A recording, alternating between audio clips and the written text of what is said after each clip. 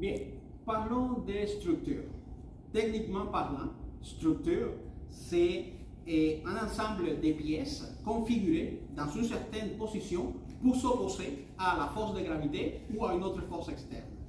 Par exemple, si j'ai ces deux bâtons et je les mets en forme de pyramide, ils vont être bien structurés pour tenir ou s'opposer à un poids ou une force externe, peu importe de quel angle on parle. Alors la même chose on peut faire au Jiu-Jitsu avec notre corps. Ici, j'ai nos collègues.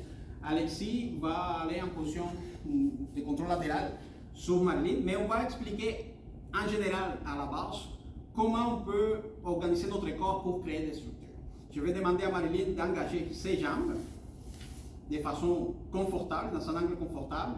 Ses bras vont aller devant son corps en forme d'angle toujours. On va créer des positions qui se ressemblent beaucoup à des triangles généralement. Ça va être engagé, tout connecté.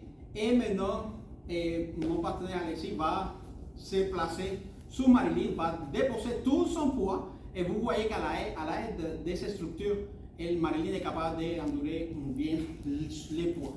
Un autre exemple viendrait par exemple au niveau de la garde ouverte. Marilyn va placer sa jambe en contact avec la jambe de son partenaire. Regardez ce détail, comment son bras gauche tient cette même position, figure de triangle, qui va la permettre de garder son corps en position.